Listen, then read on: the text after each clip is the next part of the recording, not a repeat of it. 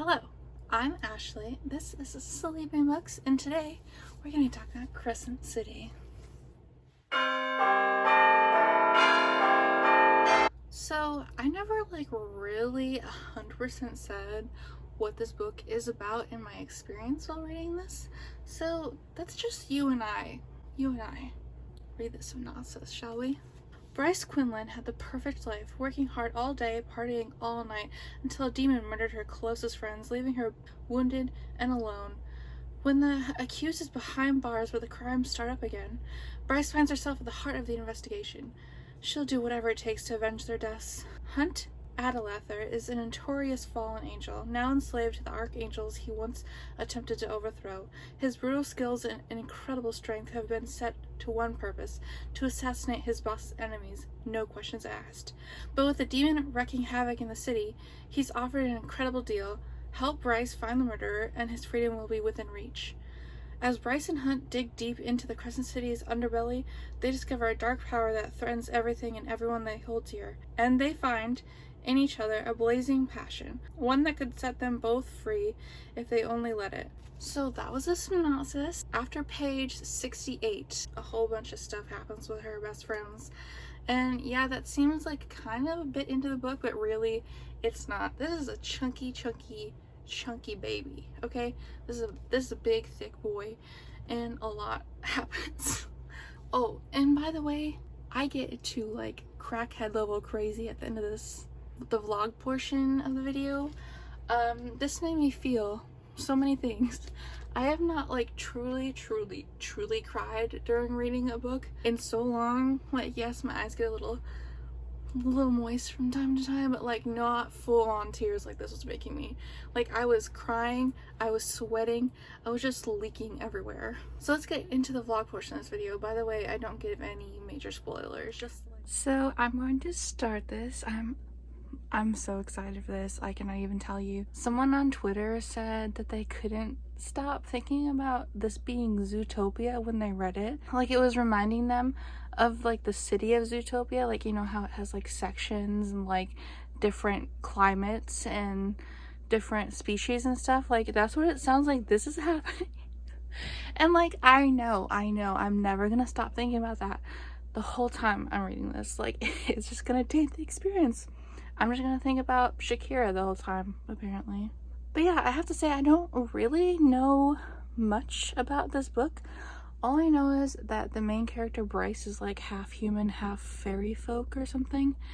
And the other main male character is a fallen angel or something. And they're like investigating something, and they have to like go around together and like try to figure out whatever it is. I don't know what it is, but I'm sure I'll find out very soon. So I just want to show this absolute book porn for a second, and like all the detail.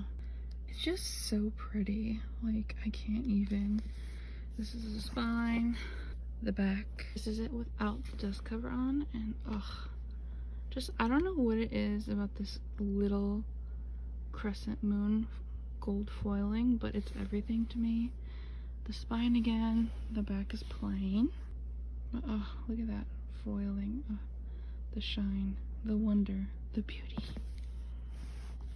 And this was the original art the artist did for the front cover, but they said they wanted something more eye-catching, and like, yeah, the red is very eye-catching, but I kind of like this one more. It has like more details, like there's fire coming out of the keyhole, and like her torso is like kind of on fire, like on the inside, and there's like a little bit more color. And I just always notice something different I didn't notice before. Like, this eye is like black and this one's white, like the whites of her eyes. Like, I didn't notice that. It's just so lovely. I just love it. Ugh. Honestly though, we have to talk about the map. It looks like a pentagon, or is it a pentagon? It almost looks like a pentagon, but not completely. But it's just like so nice looking.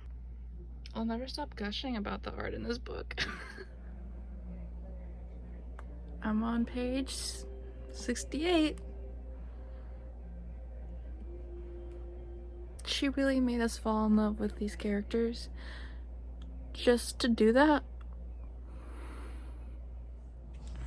So it's not a spoiler, it's on the synopsis on the back, but Bryce's best friends get murdered, okay? The police bring her in because she's the sole witness, and she goes into shock because obviously the people that she cares about most in the world are dead, and one of the cops plays the recording of her best friend getting murdered. Like, could you imagine? She was in shock, so she wasn't talking. So the cop decided to play a recording of her best friend getting murdered after she just like walked through their bodies. Bryce's brother is literally just Recent if he was an e-boy. Literally, tell me the difference. Say it isn't true. Recent would so be an e-boy in modern day. You can't tell me I'm wrong. Tell me I'm wrong. So Bruce's fashion is literally everything to me. She like wears like giant stilettos and like skin tight dresses, and like she talks about how she like spends hours on her hair and makeup, and like I don't know why, but before I read this book I pictured Bruce as like, I don't know, like kind of like a tom girl, so I was a little bit shocked, but I don't know why I was, because all of her characters, all of Sarah J. Maas characters always dressed to like the nines, you know? I don't know why I was shocked, but I'm for it. We met the main male protagonist, and kind of a douchebag. So yeah, that's about it. So I went to the beach. I got this footage like a while ago. You don't have to watch, you can skip ahead if you want, but it's very pretty, and I saw some sea turtles and I just had a good time, so I wanted to throw this in. Crazy.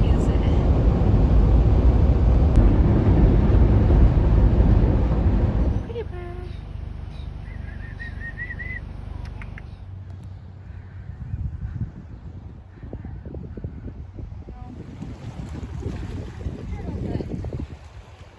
Sea turtle. All the people at the fishing pier. Get it? Mm-hmm. I didn't even know it was down there. Trying to get the Maas out.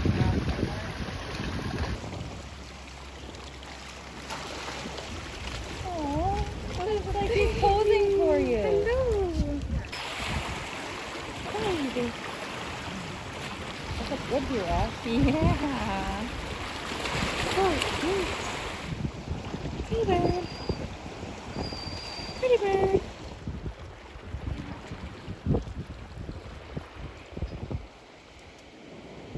Oh, I'm gonna get this.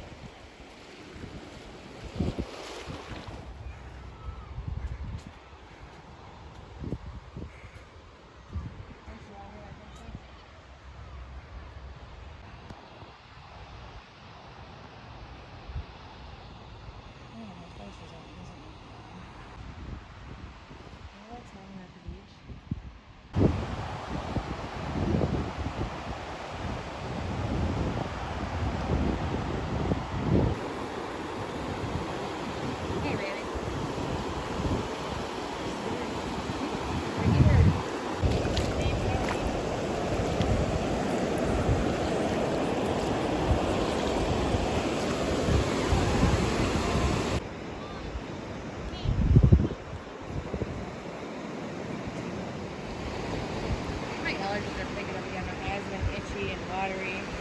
I know it's been so.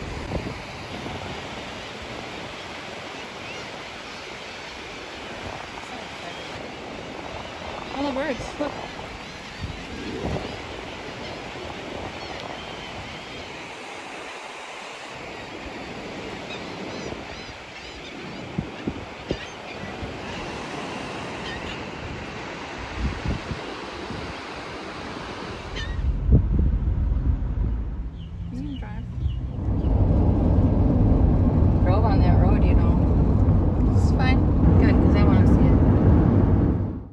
That's ice. What the heck?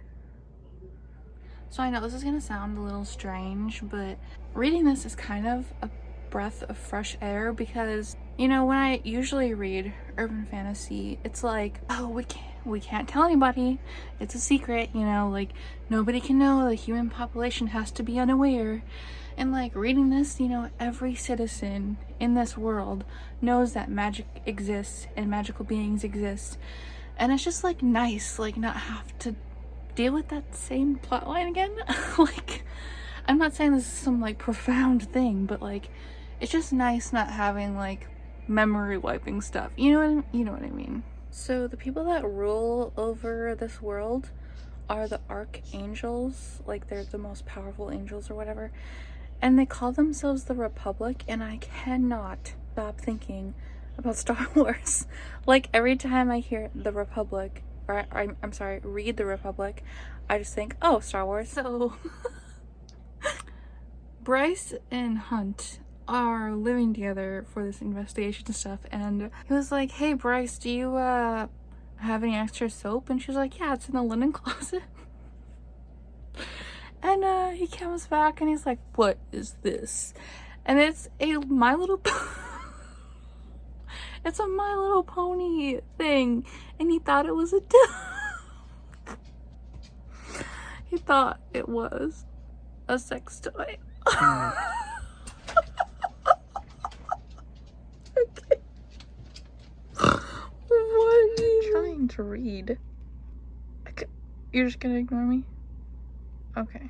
So I'm on page 549, and I am already so upset that I can't read the second book to this. I don't want to leave these characters in this world. Someone said that pages 400 to like 600 are super boring, and I don't agree. Like, so many action scenes happen, so many like personal information told.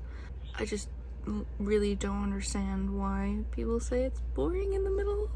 So yeah, I just don't agree. Also, I don't think I ever said that I like Hunt now. He's yeah, he's doing it for me. Something really messed up is about to happen, and like I really don't want to read it. Like I don't want to read it. I'm gonna punch someone. I'm only on page 606, and like,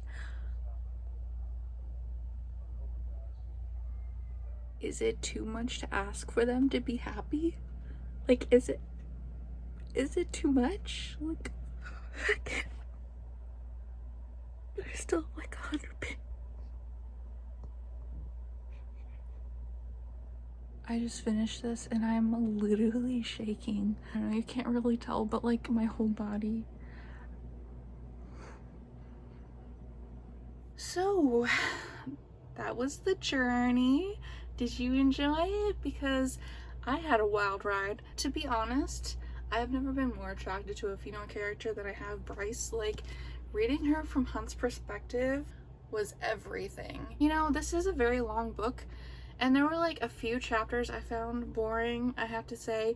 It was Rune's chapters, to be honest.